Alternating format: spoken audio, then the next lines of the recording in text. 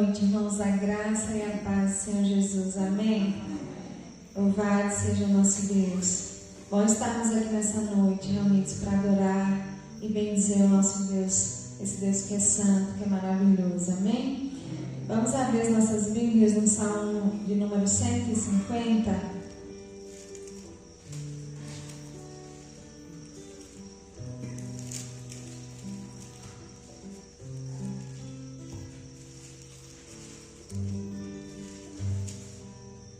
Salmo 150 diz assim: Aleluia, louvai a Deus no seu santuário, louvai no firmamento, obra do seu poder, louvai pelos seus poderosos feitos, louvai consoante a sua muita grandeza, louvai ao som da trombeta, louvai com saltério e com harpa, louvai com adufes e danças, louvai com instrumentos de cordas e com flautas, louvai com símbolos sonoros, louvai com símbolos retumbantes.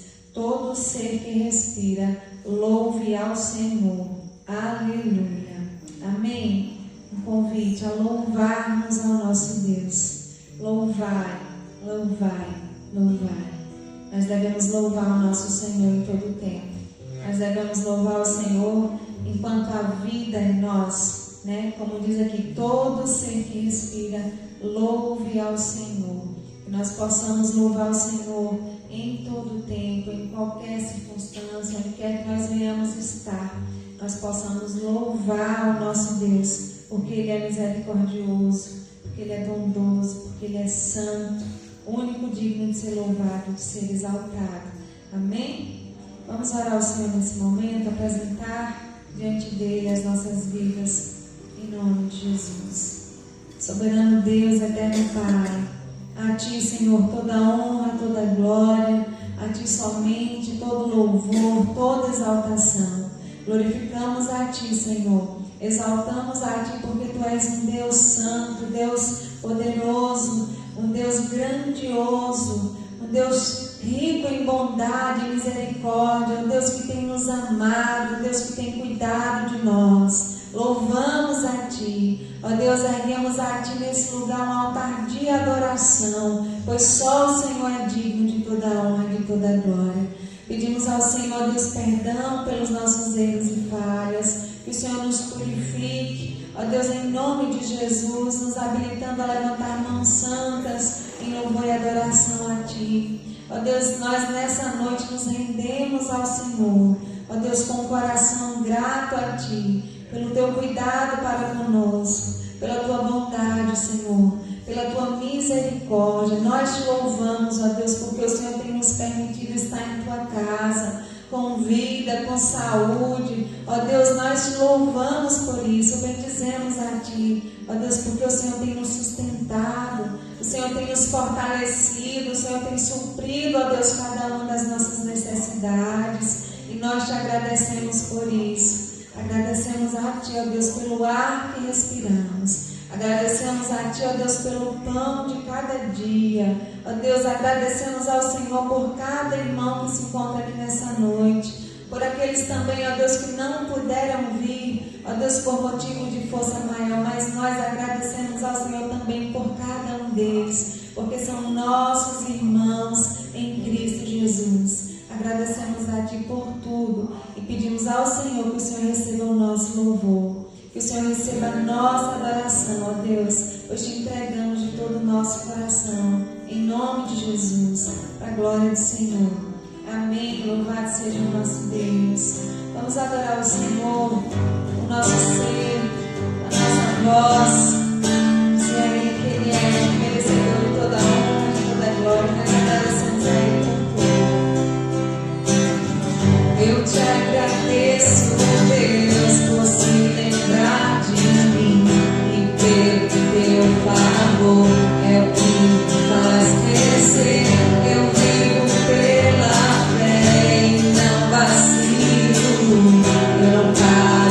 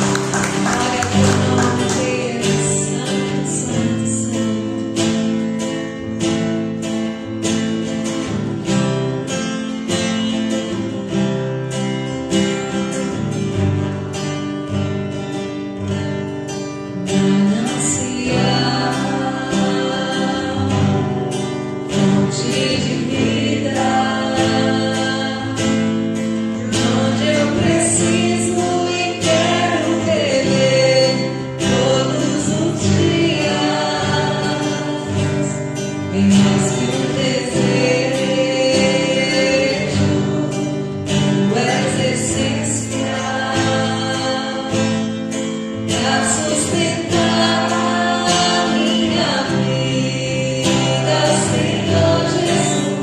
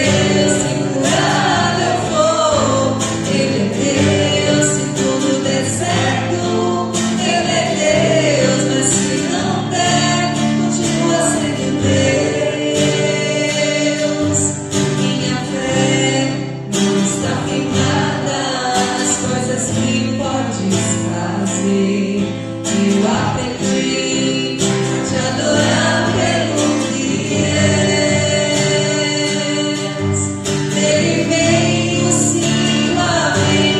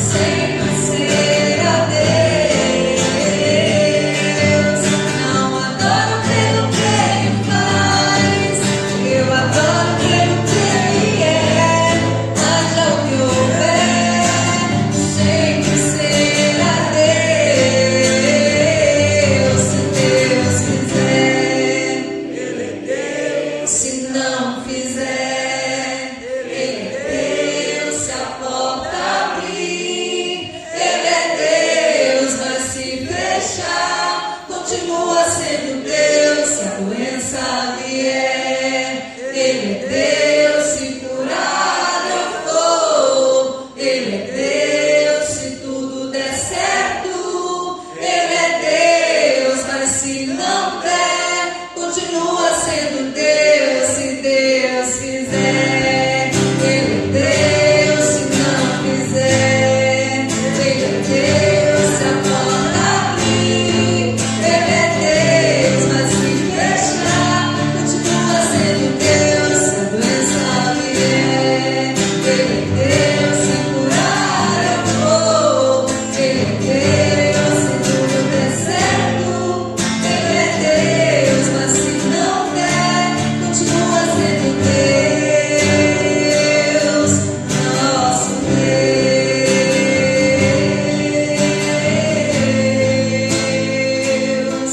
nosso Deus,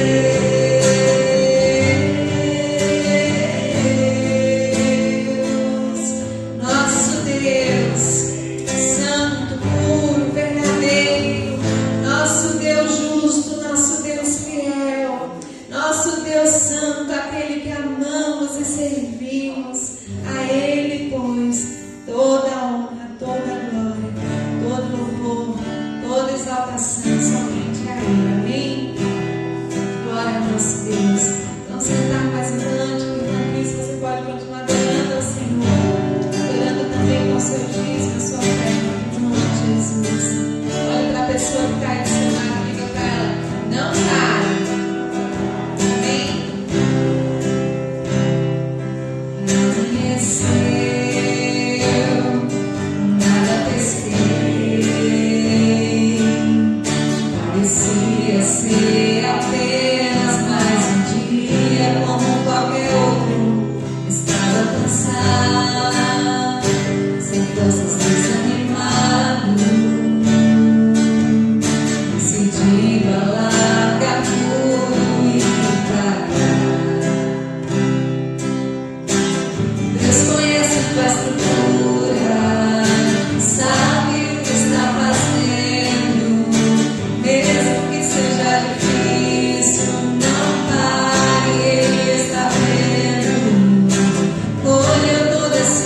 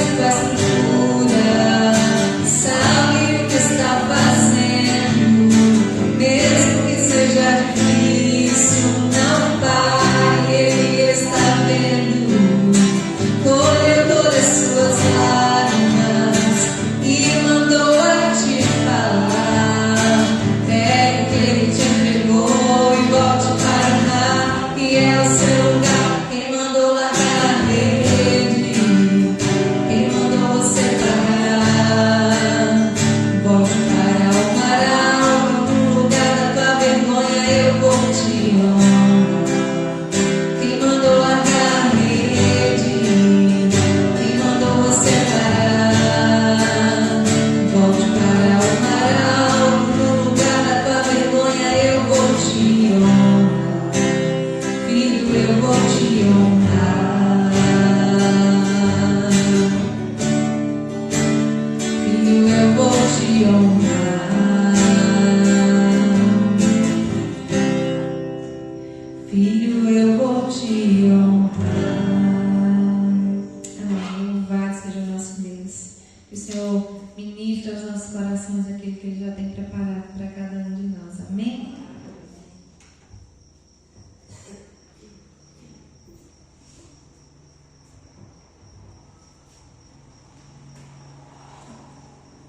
Boa noite, irmãos. Graças a Deus. Vamos abrir a palavra do Senhor no Evangelho de Mateus.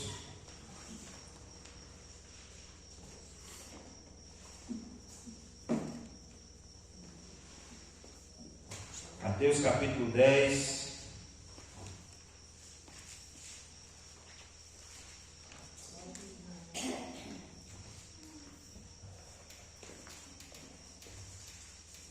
Verso de número 35, 36.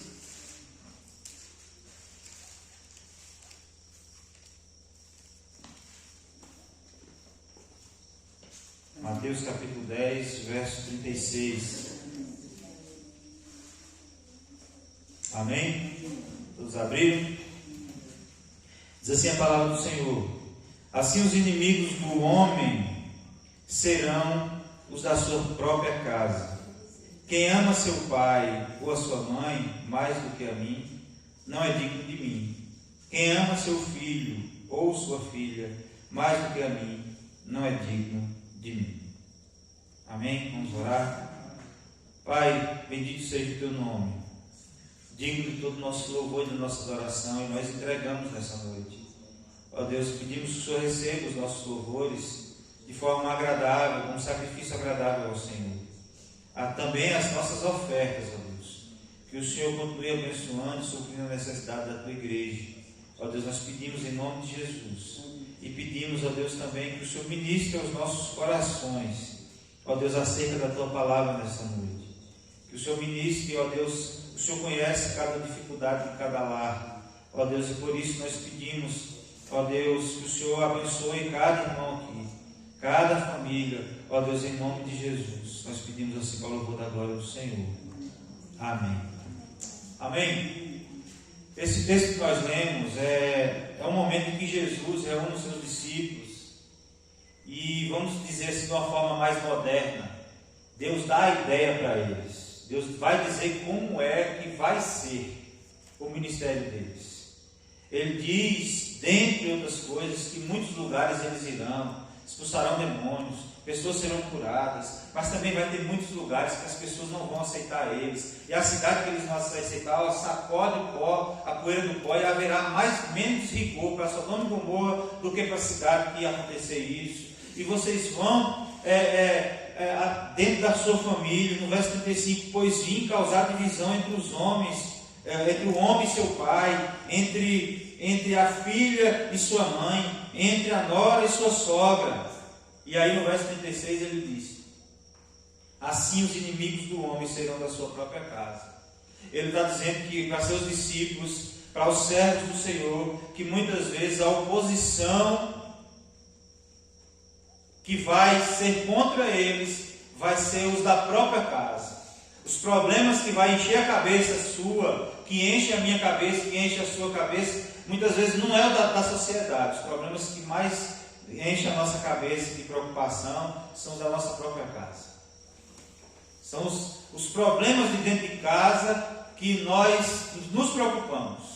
É um parente que está doente, é alguém que está dando trabalho, é alguém que está caminhando por um caminho que a gente fala assim, esse caminho é caminho de morte, sai daí, a gente fica todo preocupado. São esses, são da nossa casa. São da nossa casa. E Jesus está alertando isso. Às vezes quem vai criticar você por ser crente, por ser servo do Senhor, não vai ser os do mundo, vai ser os da sua própria casa. Quantas vezes você já foi criticado dentro da sua casa por ser servo de Deus, por estar obedecendo a Deus? Essa é a ideia que o Senhor passa para os seus discípulos. Mas só que ele diz o seguinte: quem ama o seu pai ou a sua mãe mais do que a mim, não é digno de mim. Quem ama o seu filho ou sua filha, mais do que a mim, não é digno de mim. Jesus deve estar acima de todas as coisas. Quantas vezes, irmãos, nós já rompemos princípios da palavra de Deus para fazer e satisfazer a vontade dos nossos filhos? Quantas vezes nós já rompemos com a palavra de Deus para poder satisfazer a vontade de um nosso parente, de alguém da nossa casa, nós estabelecemos princípios para as nossas vidas e por causa do nosso parente, é meu parente, eu vou aceitar isso, porque ele é meu parente, mas se fosse de outra família, a gente estaria criticando. Essa é a realidade. Nós vivemos num tempo de crise nas famílias. E Miqueias 7:6 diz assim: porque o filho despreza o pai, a filha se levanta contra a mãe, a nora contra a sogra, os inimigos do homem são os da sua própria casa.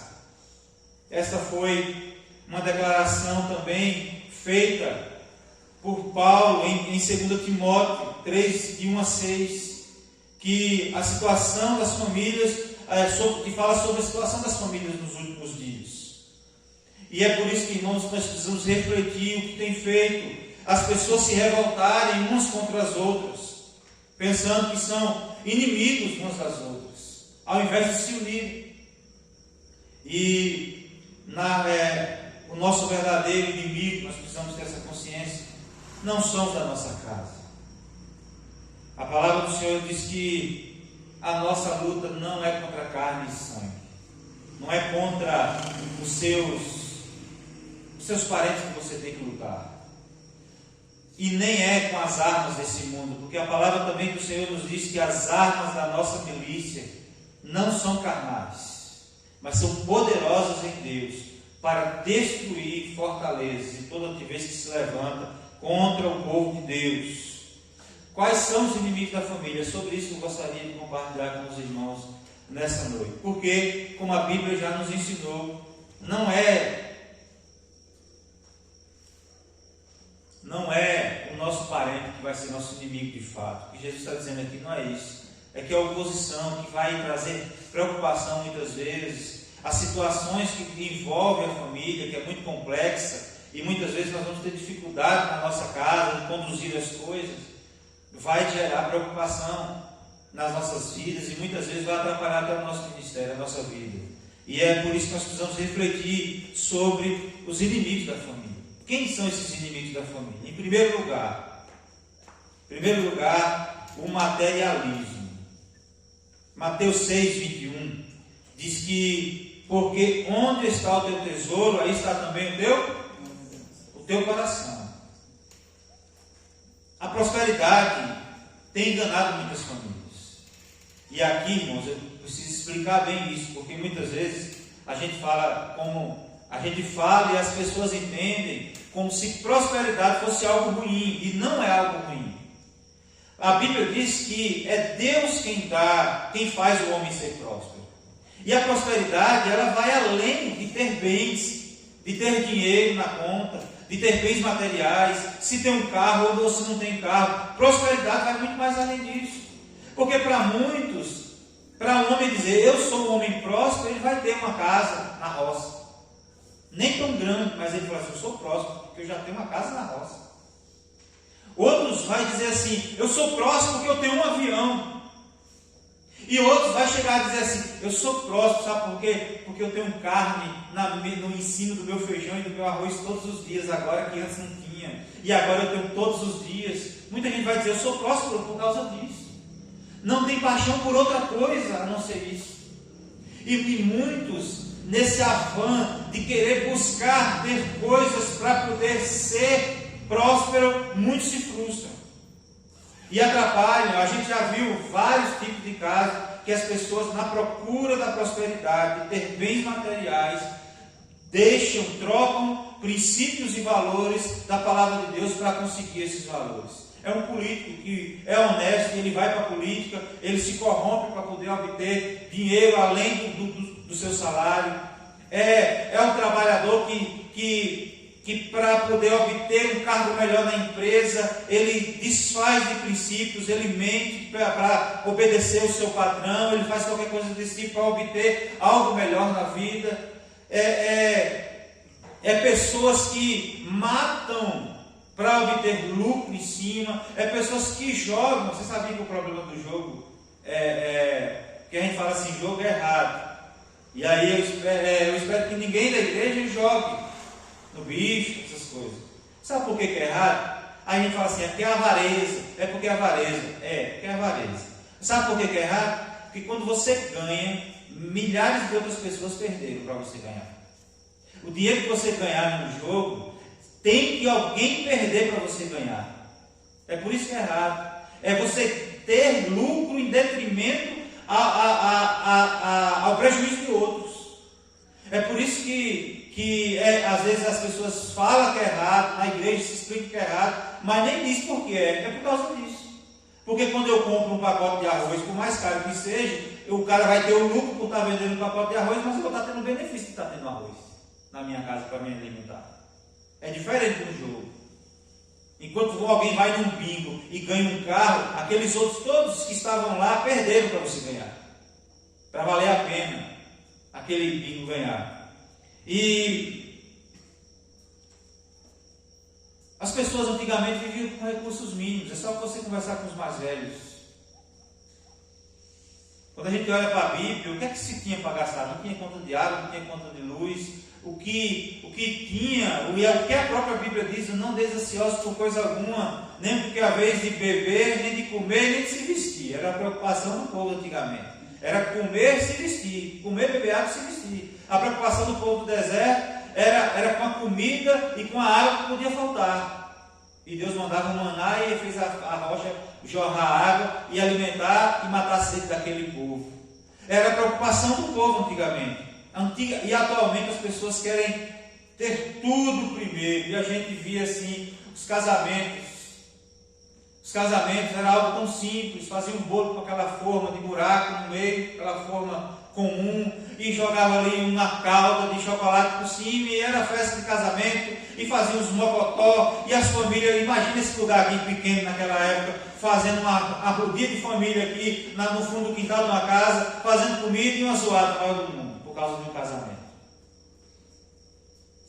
Eu falo isso, irmãos, porque a gente escolheu fazer uma festa simples, e a Amanda e eu fazer uma festa simples, e não teve lua de mel fora de casa, fomos para casa só com telha, com a casa só o piso. Há alguns anos atrás foi que eu fui rebocar o oitão da casa, na época da pandemia, aí, a gente foi rebocar o oitão da casa, que a casa não tinha o oitão coisado. Hoje as pessoas querem o contrário, querem ter tudo primeiro.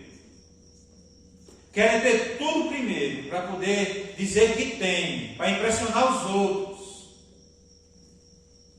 para depois querer conquistar a família. Nós temos visto hoje, eu falei aqui no domingo, às vezes as pessoas, a juventude de hoje não está interessada em constituir família, em ter filhos. Por quê? Precisa trabalhar, a mulher precisa sair de casa para trabalhar também, para poder conquistar bens materiais, mas ele não tem o tempo para ter filhos mais. E esses dias eu vi uma mulher que é fora, um casal que é fora da curva nos dias de hoje. Já é de 12 filhos. 12 filhos. Mulher nova. Ela não tinha cara de ter 40 anos ainda não. É mais ou menos isso, né? 12 filhos. Aí você fala assim, que loucura. Não, era o propósito de Deus. Ela fala assim, enquanto eu estiver gerando filho, eu vou produzir filho. O cara também deve ter dinheiro, né? Para poder bancar esse tanto de menino, tanto de escola, e deve ter muita paciência para poder acordar esses meninos tudo para poder ir para a escola. Meu Deus do céu, eu já fico impressionado com uma lá em casa, imagino com 12. Mas irmãos, naquele tempo era assim, o propósito era esse. Hoje não. Hoje adota-se um cachorro e um gato e diz, meu filho, é meu filho.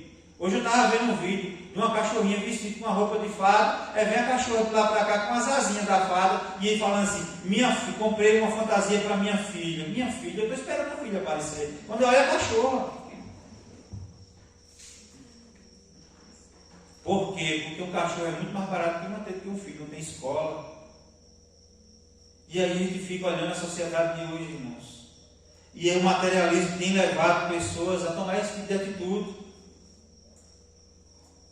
E às vezes lutam, trabalham para conquistar uma casa grande. A casa é tão grande que as pessoas até têm dificuldade de se encontrar dentro de casa.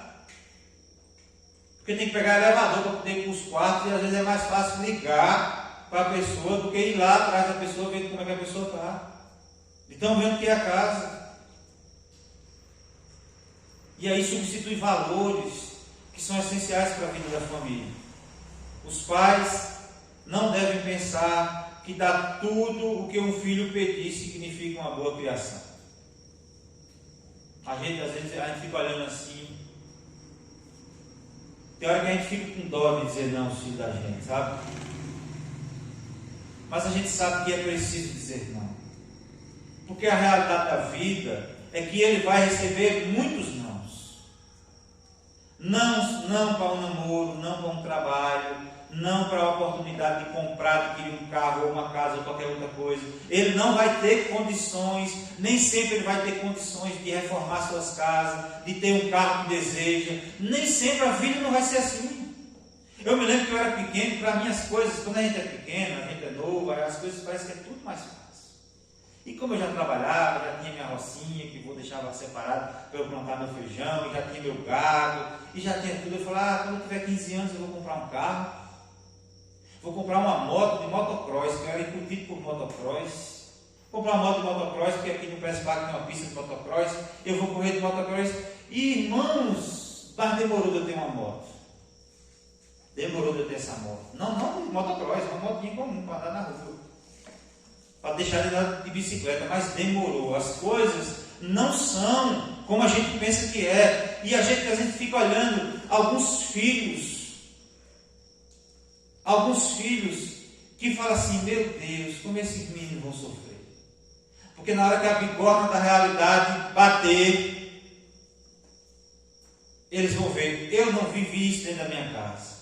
Porque receberam sim para tudo.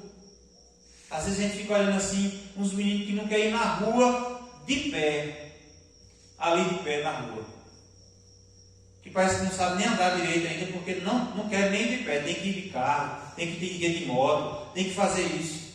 E eu fico olhando assim, meu Deus, essa não é a realidade da vida. E tem hora que eu fico botando o meu para caminhar e falo assim, não, vai de pé. Vai de pé, porque suas canelas é grande, você precisa caminhar. Porque essa é a realidade, irmãos. Quando ele casar, você acha que ele vai ficar indo lá em casa, pegar o carro toda hora que ele quiser? Não, se vira e vai comprar o seu. Na hora que precisar, para ir no mercado, para ir levar alguém no hospital, para ir fazer umas compras lá no Irecê e tiver sem condição de pagar a passagem, pega o carro, tudo bem. Mas essa não vai ser a realidade, não. Isso não é ruindade, não, irmãos. É mostrar a realidade para os seus filhos, para os nossos filhos. A realidade é que a gente tem que derramar o suor do nosso rosto, está lá. Esses dias foi trabalhar junto com meu cunhado lá na casa do meu cunhado para agradar, deu uns trocados de umas diárias para ele. Vê se ele tem coragem de estar gastando um dinheiro que ele suou para ganhar. Agora é o tempo todo, às vezes pedindo. É muito fácil gastar o dinheiro que não é suado. É por isso que tem gente que recebe a herança. Às vezes o pai trabalha a vida toda para deixar uma herança. Aí o pai morre, aí o que faz o filho? O pai, se o pai estivesse vivo e a pessoa vendesse a terra, ele morria de desgosto. Aí o pai morre, a herança vai, não dá um mês, moço, já está tudo vendido. Acabou, por quê? Porque não teve suor. Não teve suor para derramado para conquistar aquilo que conquistou. E às vezes eu fico ouvindo a história do meu avô, ele dizendo que era uma caatinga a roça dele, e só tinha um corredor das águas para passar. E ele e o irmão dele, no machado, na chibanca, derrubou a caatinga e fez como é que ele chamava? Um roçado para poder plantar o feijão para trazer comida para dentro de casa. E eu fico olhando assim, e a gente acha às vezes vai arar, e aí reclama que a terra está dura, e eu fico olhando assim, meu Deus, quando o avô falou isso, eu falei assim, meu Deus do céu, como meu avô sofreu. É por isso que dá tanto valor àquela terra. A gente fala, é amor, é apego aos bens materiais. Não, é porque ele trabalhou para conquistar aquilo ali. Mas, irmãos, nós precisamos entender que os valores materiais não estão em primeiro lugar na família. quando eles estão em primeiro lugar na família, e as pessoas se tornam inimigos umas das outras. Porque cada um lutando pelo seu objetivo, pelo seu peso, pelo seu desejo. E muitos irmãos se tornam inimigos por causa de uma divisão de heranças, ou por causa de uma sociedade. Não seja inimigo da sua família. Não seja inimigo da sua família por causa do materialismo, por causa de bens materiais. Amém? Tenha dignidade, trabalhe, conquiste os seus. Mas olha, e tem uma frase que eu gosto muito que fala assim, que nenhum sucesso financeiro compensa a derrota de uma família. Nenhuma vitória financeira compensa a derrota na sua casa. Tem preços que não precisam ser pagos. Amém? O inimigo da família é o materialismo. Em segundo lugar, outro inimigo da família é o ativismo. Mateus 24, 43 diz assim, mas considerai isto, se o pai de família soubesse o que ora viria o ladrão, vigiaria e não deixaria que fosse arrombada a sua casa. Irmãos, o tempo corrido tem consumido a vida de muitas famílias. Você já percebeu que o tempo está voando? Já nós estamos no meio do ano. Você já percebeu que da pandemia para cá já se passaram 4 anos? Parece que foi esses dias que a gente viveu isso. 3 ou 4 anos? 4 anos. Parece que foi esses dias que a gente viveu isso. Irmãos, isso é por causa de quê? É por causa do ativismo. Quando você está doente, você fica em casa, sem poder fazer nada, sem poder sair de casa, você fala assim, o tempo não está passando não. O tempo não passa não. Aí você sai para a rua e você faz uma coisa, faz outra, caminha para cá, caminha para lá, quando pensa que já deu meio-dia, o tempo já passou. Isso é porque o tempo, você está se movimentando, o tempo passa e você nem vê a hora. O tempo passa e você nem vê a hora. E aqui o texto está dizendo que se o pai de família soubesse a hora que o ladrão fosse vir, ele ficaria vigiando. A Bíblia diz que Satanás está ao nosso redor rugindo como um leão buscando a quem possa tragar. Muitas vezes ele não quer afetar você através de você mesmo, ele quer afetar você através da sua casa. A Bíblia diz que ele veio para roubar, matar e destruir. Ele veio para roubar seu filho. Ele veio para destruir a sua família. Ele vem para matar espiritualmente a sua vida. E às vezes, irmãos, a gente tem tanto ativismo que a gente esquece das nossas casas. A gente não senta numa sala para assistir um filme. A gente muitas vezes não tem tempo nem de sentar na mesa para almoçar ou para jantar, para conversar com os nossos filhos. Eu me lembro que quando eu era adolescente, a gente caminhando para ir buscar o gado, eu ia conversando das suas experiências. E às vezes a gente não tem tempo hoje para caminhar com os nossos filhos. Cada um numa busca desenfreada dos seus interesses. E nós precisamos nos preocupar com isso. As distâncias entre os lugares têm sido superadas pela comunicação através de celulares, mas nunca se viu pessoas da família dentro de casa tão distantes uns dos outros. O tempo, irmãos, é invisível, mas é real. Se nós não cuidarmos, como diz Efésios, remindo o tempo, porque os dias são maus, nós não cuidarmos, olharemos para trás e veremos as oportunidades perdidas.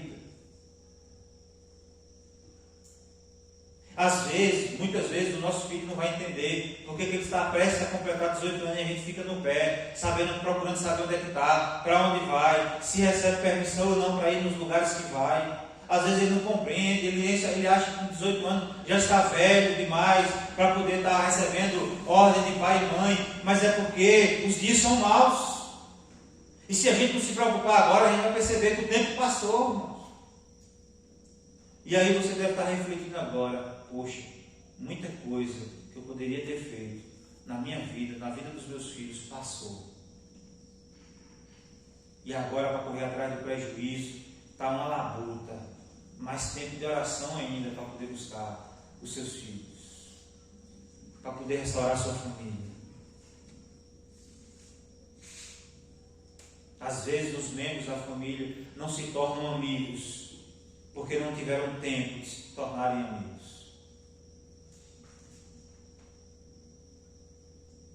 Eles se tornaram inimigos porque não tiveram tempo de se tornarem amigos. Eu ia passando, foi ontem, acho que foi ontem, eu passando com a Amanda na frente de uma casa, uns parentes nossos até. E eu falei com a Amanda, foi impressionante. Quando eu era pequeno, eu passava de frente dessa casa e os membros da casa estavam sentados do jeito que eles estão hoje. É engraçado. Eu passei lá de frente, uns tem um sofá, a casa, a sala é estreita, tem um sofá aqui, outro aqui, e o corredorzinho no meio assim, e às vezes a família está ali, os parentes tudo, e não tem lugar para todo mundo sentar, e uns mais novos sentam no chão e ficam ali com as pernas esticadas e conversando, e volta e meia a gente passava, eles estavam lá, rindo, brincando um da cara do outro. As famílias, a família que eu digo é pai, mãe, irmãos, e agora netos, já está aparecendo os netos. E a postura é a mesma, não tem televisão nessa sala, a televisão é lá para outra sala, e nessa sala, quando a gente passa de noite, tá, eles estão lá sentados, depois de um dia de trabalho, sentados, conversando, e toda vez que a gente passa lá, eles estão rindo, a maioria das vezes. Cultivam esse hábito até hoje, é uma característica deles, e às vezes a gente não tem, a gente não senta mais nem na porta, às vezes o povo fala assim, senta na porta para ficar olhando a vida dos outros. Mas é para conversar. Agora não, está frio, mas tem hora que a tia de Amanda chega lá, tem hora que chega até depois do culto, vai lá para a nossa casa, a gente fica até 12 horas da noite na porta conversando. Tem hora que os vizinhos devem estar achando até. A gente precisa disso, irmãos. De se relacionar com os nossos parentes. A Bíblia, Jesus nos ensinou que o pai de família deve cuidar e proteger sua casa para que não seja roubada, para que o inimigo não venha e roube a sua casa, roube seus filhos, destrua sua família. Vigia, cuidado com a rotina desse mundo. Não podemos deixar que nosso tempo seja roubado e perdido, para só depois tentar recuperar. Nos dias de hoje nós estamos vivendo isso, irmãos. O tempo está voando e quando a gente vai ver, o tempo passou. Esse é mais um inimigo da família, o ativismo. Em Marcos capítulo 3, verso 25, diz: se uma casa estiver dividida contra si mesma, tal casa não poderá subsistir. Quando cada um busca os seus próprios interesses, quando cada um corre independente, em detrimento às necessidades uns dos outros, em busca dos seus próprios interesses, se chama egoísmo. Você só se preocupa consigo mesmo, mas não se preocupa com os outros. E, de fato, na maioria das suas vezes, o ser humano é egoísta por natureza. E nós precisamos estar atentos a isso. Porque uma casa dividida, procurando seus próprios interesses, ela não subsiste. A gente vê relatos de casais, de que o salário do homem é para manter a casa. E o salário da mulher é para ela satisfazer os seus desejos, e comprar roupa, e fazer cabelo, e fazer tudo. E às vezes está faltando coisa em casa. Ou às vezes a mulher está se lascando de trabalhar e o marido comendo água, pega o dinheiro, gasta todinho muitas vezes numa sala de jogos, ou apostando, ou fazendo qualquer coisa, ou bebendo cachaça e deixando as necessidades de casa. Cada um vivendo com o seu próprio interesse. seu dinheiro, meu dinheiro. Estou falando do exemplo de dinheiro, porque muitos problemas é assim. Seus próprios interesses. Eu cuido dos meus filhos, não é nem nossos filhos, é dos meus filhos. Você se vira. Está faltando dinheiro da conta de luz. Não estou nem aí. Uma vez eu vi uma pessoa agoniada porque tinha uma conta para pagar. E essa conta tinha prazo de validade. E sabe o que é pior? Eu fui saber depois. A mulher já tinha pago a conta. E não falou para o marido pagar a conta e ela ficar com dinheiro.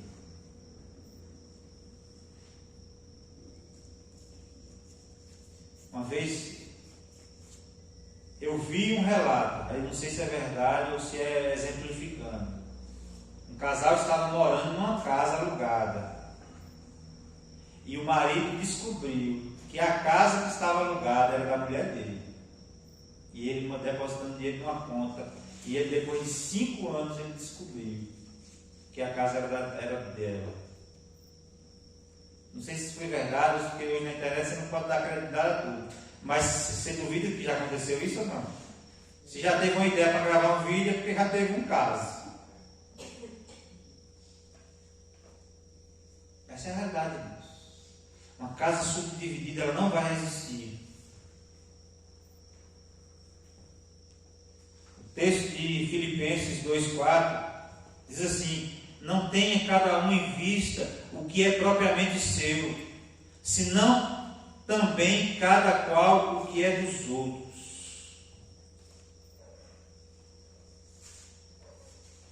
Quando nós vivemos em família, nós precisamos entender que nós não estamos sozinhos. Não é o seu desejo, é o desejo comum da casa. A feira é mais importante, a necessidade é mais importante do que o desejo. Porque a necessidade sempre vai bater a sua porta. O desejo é você que bate na porta dele. A necessidade, ela vai bater na sua porta.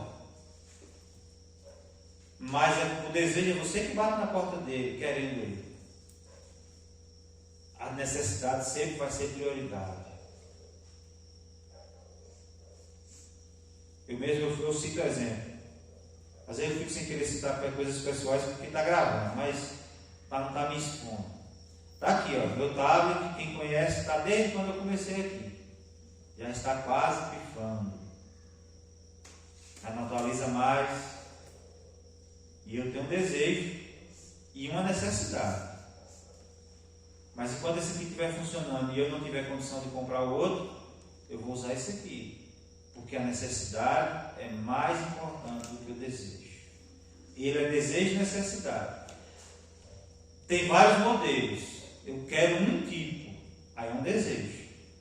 Mas a necessidade é dissolutável de qualquer. Mas no tempo certo eu vou adquirir. Ou não, Deus é quem sabe.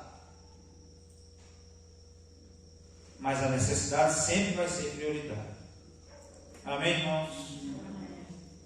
E é assim que a gente vai conduzindo a nossa casa. Se livrando desses inimigos. Estando atentos sobre esses inimigos.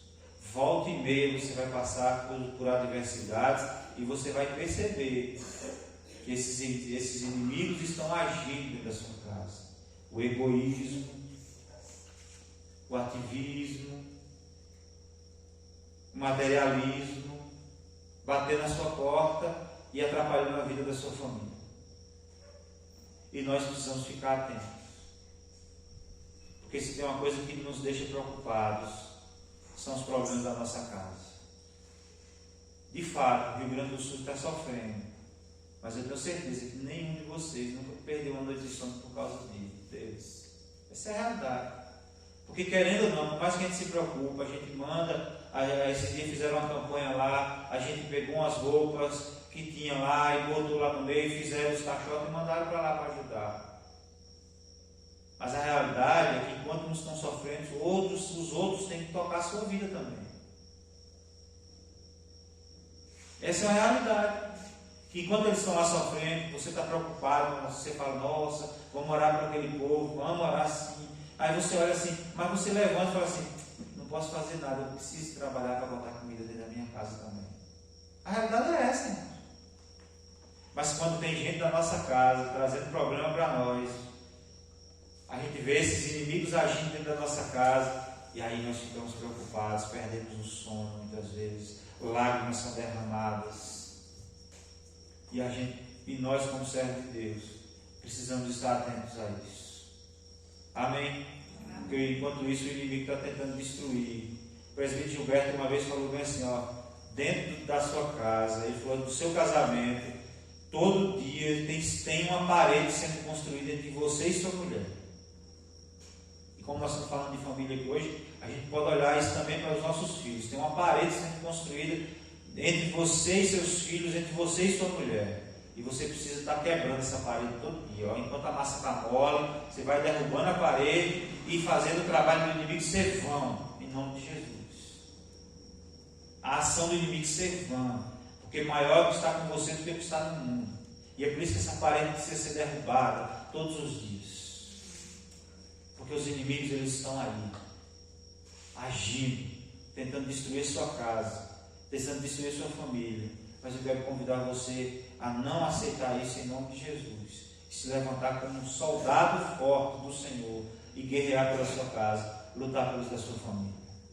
Amém? Por isso nós vamos ficar de pé e vamos orar.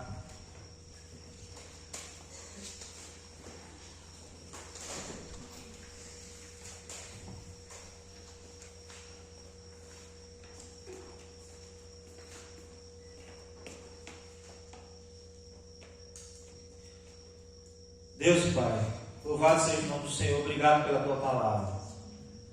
Ó Deus, e a Tua palavra ela nos confronta, ó Deus, a ficar atentos àquilo que nós precisamos melhorar e mudar. Ó Deus, nós temos visto a família de todos os lados sendo atacada, inimigos invadindo a nossa casa, à espreita, de forma sorrateira, e muitas vezes tentando nos dividir, nos destruir, nos afastar da comunhão uns dos outros, de ser amigos, ó Deus, dos nossos próprios da casa, trazendo transtorno à nossa vida e à vida dos outros, ó Deus, e consequentemente trazendo transtornos à sociedade, à igreja, muitas vezes, ó Deus, em nome de Jesus Cristo, nós queremos, ó Deus, interceder ao Senhor nessa noite pela nossa família, pelos da nossa casa. Tenho certeza que cada um aqui, os seus parentes estão vindo à mente nessa noite. Ó Deus, nós queremos interceder por eles, interceder pelos nossos filhos. Ó Deus, que muitos estão distantes do Senhor. Ó Deus, mas nós queremos declarar que eu e minha casa serviremos ao Senhor. Ó Deus, nós não queremos baixar a guarda contra o nosso inimigo,